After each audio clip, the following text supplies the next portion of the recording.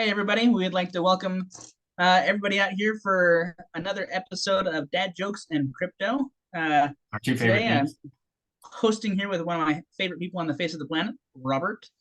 And we wanted to talk to you a little bit today about the history of Bitcoin and kind of how it all came about and just kind of educate everybody with it. This is why we have some of these altcoins that we have that we get excited about.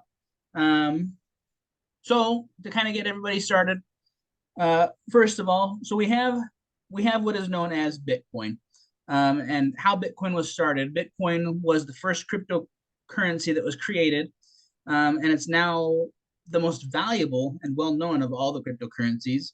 It was launched in January of 2009 by a computer programmer or a group of programmers under the pseudonym of Satoshi Nakamoto, whose actual identity has never been verified, if I'm correct. Yeah, That sound even so, right? still to this day, no one knows who he is. There's been a few people that have claimed that they're Satoshi. I know Craig Wright was one of them, and I can't remember the dude that is always all over the place saying, "Oh, it's me," but he's always wrong, or he can't prove it. Mm-hmm. Can't remember his name. So this is by no means an all-inclusive informative on Bitcoin from my end, but Yeah, same here. So if anybody has any more information they'd like to add to these videos, you're more than welcome to chime in and post in. We would be happy for yeah, any additional information. or like specific questions too. We can look them up and bring them to the next round. So That's very true. That is very true. I was gonna say we have Bitcoin right now. Bitcoin's sitting at 36,586 per coin. yeah. So, hey, have you ever heard of? Was it Pi Day that we celebrate with Bitcoin when the Oh, guy or people? the first original purchase of using Bitcoin, where the Yeah. dude spent 10,000 Bitcoin to buy two Papa John's pizzas. 10,000. 10,000. 10,000 So, Bitcoin. 10,000 Bitcoin. So at the peak of last year's or in 2021 bull run, it was roughly 69,000, right? yes. Per coin. So if you're doing some quick math and you have a calculator like I do, he would have had $690 million Oh my at the goodness. peak. And So now, even now it's what was it today? 37 it jumped up to. So yeah, 30, so 37, 370 370 million million. dollars. Oh Yeah. my goodness. Yeah. That's insane. And so So now it's kind of like a running joke that we celebrate National Pizza Day or Pie Day with him.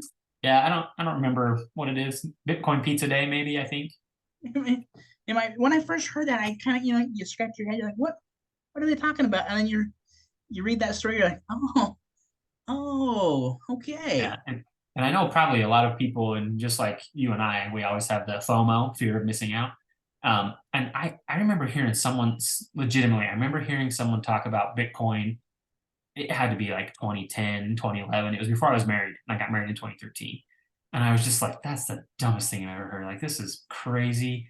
And if only, I mean, it was like pennies or under $1 at that point. If only, and they're like, oh, I'll throw $10 in and buy 10. Oh man, if only, So moral of the story is learn about it now. My favorite saying is, when is the best time to plant a tree? 20 When? years ago. When's the next best time to plant a tree? Right now. So with that in mind, that's kind of what I've kind of based my crypto investing on. Like, okay, I missed out on the 20 years ago, or in this case, 15 or whatever, but I'm not going to miss out going forward. Hey, I agree, 110%. Yeah. So, do you know, and I I kind of understand the idea or the term for it, I guess, but do you know what gives Bitcoin its value? Is it just the scarcity of it, or how does that? Because we know understand that Yeah. miners mine Bitcoin on computers, so it's kind of heavy on electricity. Is that correct? Yeah. So from what I understand is in order to mine Bitcoin, basically you solve algorithmic puzzles, and that takes a lot of computing power. So you're running a lot of CPUs and processors and nerd stuff that I don't know a lot about. but but what gives it its value are a couple things. Well, number one is that there's only going to be 20 million Bitcoin ever mined ever forever.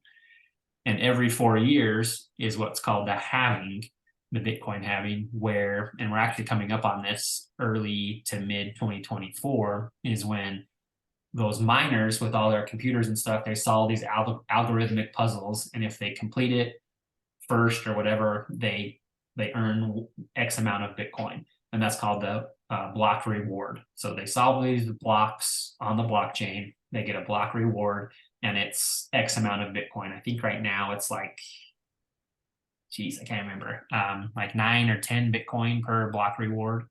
So when the halving happens, is that reward gets cut in half. So the amount of Bitcoin that can be mined daily or yearly or whatever gets cut in half until it goes all the way down to like one block that is solved on the blockchain is only worth like 0.25 Bitcoin or something wild. So, and that's all that's ever going to exist. And so that's what gives it its scarcity, and it's more inflation or not inflationary, but whatever, its value continues to go up. It's deflationary. I don't know if deflationary is the right word. Anyways, we can edit that part out. But its value will continue to increase because it becomes more scarce. That's what I was looking for. Scarcity. So how does that, if I were just somebody from the outside looking in, how is that different from the fiat system that we have now with our current currency, I should say? Yeah, so at least in America, there is no limit, it seems like, to the amount of money they'll print, and which we've seen a lot recently, and I don't care. Oh, money printer go burr. See how those memes with Jerome Powell and the money printer? But that's kind of the basis. Is they can just print it into non-existence. So it's the opposite effect. So if there's more and more and more and more and more and more money available in the system, then everyone has more money. So prices of goods and services go up and up and up because the value of the dollar goes down. So if you in a year could make, $60,000, and then all of a sudden the next year you can make $100,000, your buying power you think would go higher, but that drives the cost of everything else up because everyone has it. Everyone has all the money, like we saw with the stimulus. Everyone got all this free money from the government. Less people were working. Everything just skyrocketed. My home price from 2016 to 2020 went up almost double. It went up 100 or 200%. It was crazy. And so just wow. So that's what happens in the fiat system.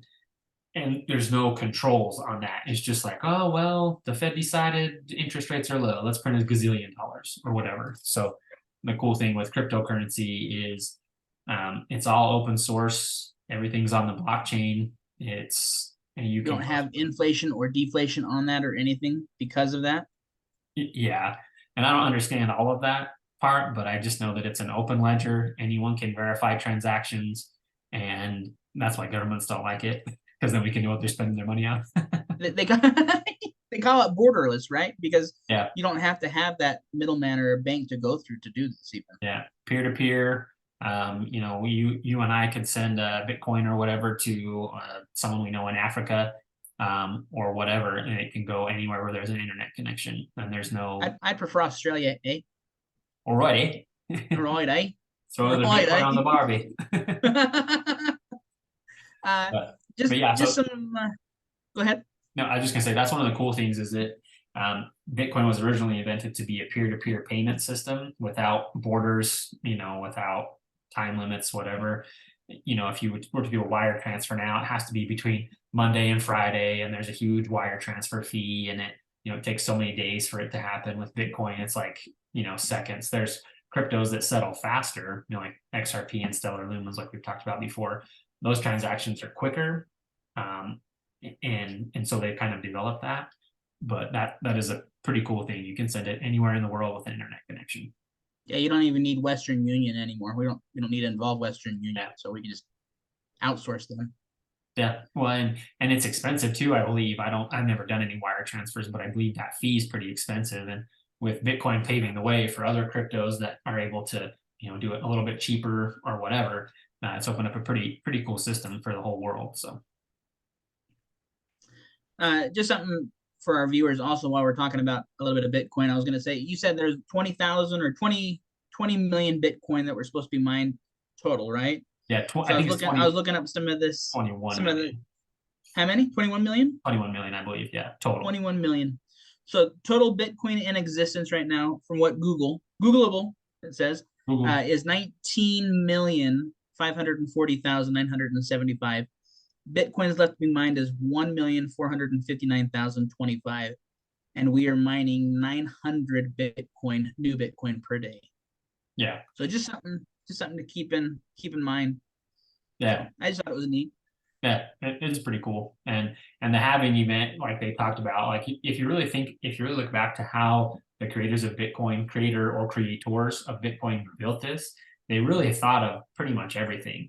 They potentially could mine, allow more Bitcoin to be mined, but that would take a consensus between all of the miners, and they would all have to vote on yes, there could be another million or whatever.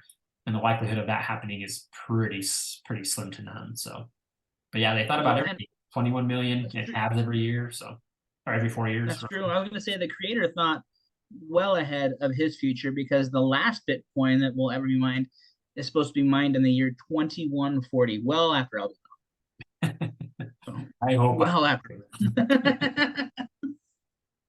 ah, But yeah, so it really is pretty cool and kind of paved the way for a lot of other cryptocurrencies. And and a cool thing is like Ethereum, the second largest cryptocurrency by market cap, kind of just took it another level to like it's like Web3 is what they call it. It's like a third layer of the internet, basically. And just a lot of cool things that were established because the blockchain was invented. Bitcoin paved the way for just, I mean, crypto is doing a lot of really cool things. So, yeah, I hear you. I agree. A lot yep, of neat things. A lot of yeah, neat absolutely. things, sir. So, anyway, we just wanted to bring you a little bit of that story of actual Bitcoin. Robert and I did. Do you have anything else you'd like to add before we do a dad joke? Uh, no, just really, I think the main thing, and this is kind of what you and I have talked about a lot, is not to rehash my terrible joke earlier, but the the best time to plant a tree was 20 years ago. The best time to buy Bitcoin or Ethereum was a long time ago. But the cool thing is with these halvings, not only does that increase the value of Bitcoin, it also does the same thing for a lot of the other cryptocurrencies. So it does this wave thing like this, right? And that scares a lot of other investors out, like your traditional stock market boring people, right? Because like, oh, it's volatile, it's up and down, it's up and down, which is true, but it does this really. It goes up, down, then up higher, then down, then up higher, then down. And so the more you learn about it, the more predictable it can be. Not 100% predictable, but you can basically know that, okay, a year or two after the halving, or about a year after the halving, everything's towards the peak. A year after that, it's towards the bottom. And then you got a year or two of just garbage, Which they call the boringness, garbage the bear market, right? It's bear called market, right? bear market. But the key is to think opposite of the masses. So the masses are like, oh, it's down, it's garbage, it's not doing anywhere. That's a great time to buy. That's a great time to get invested, to learn. You don't have to invest a lot of money to just get started. And then you watch it start climbing after that, Bitcoin halving. And so just learning about market cycles, they always have followed the Bitcoin halving. And so it's a pretty exciting thing. And that's why we're excited to be into it and to try to learn with ourselves and with each other, because then we know how to invest a little bit better, a little bit smarter, take profits towards the right time. You're never going to time the peak or the bottom, but you can get as close as you can. And then you can hopefully make life-changing money for, I don't know about you, but for me, the goal isn't to be a gazillionaire and drive a Lambo everywhere. I just want to pay off my house so I don't have to work every day and I can hang out with my family and go on Yep. fun trips. If I Same buy here. a Lambo, great, but I don't I don't think so. But so the thing for me is just some financial security to just be able to, enjoy my life with my family, my kids, my wife, and just, kind of do my thing. So Yeah, if I can get some financial security out of that, buy a really cool truck, maybe go on a cruise with my wife, I'd be happy as a clam. yeah. And that's a goal, just for us. And even if we get no viewers, like we've talked about before, if no one watches any of this, we just want to learn with each other. If someone else can gain something from it, fantastic. I agree. I agree. So, uh, while I got you here, Yes, sir. My I was undivided gonna. attention. Also, by the way, you got some laser eyes behind you too. So Ooh, I he's like it. focused. He's Meta focused. Eagle, Meta Eagle. He's classy. He's classy. That's a nice NFT there. Oh I yeah, like him. that's I not like Eagle him. Club. Do you have a name for him? No, that's a good idea though. I mean, you should name him Thor. He looks like a Thor, He does look Thorish with the like helmet. a Thor thumb. Thor thumb. Yep. That's what happens when all the Marvel or the Avengers work out. They become Thor. I That wasn't even my joke. don't know. That was such a good one. That was a preamble. Did you know that I used to scuba dive? I did know that. But I learned deep down that that just wasn't for me.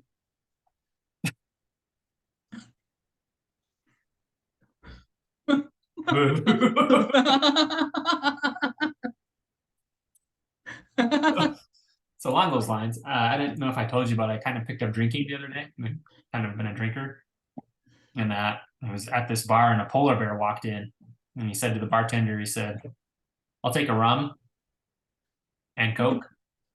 And the bartender said, "What's with the pause?" The polar bear said, "I was born with them."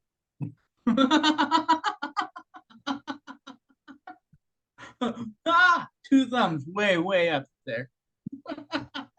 So bad. Ah, well, Maybe. everybody, we would like to thank you for watching. Hopefully, you learned a little bit with us, and I hope you have a wonderful evening. Yeah, Thanks, and guys. feel free, questions, comments, let us have them. We have thick skin, so you can make fun of us if you want, or ask us good questions. So we're ready. Peace. Peace.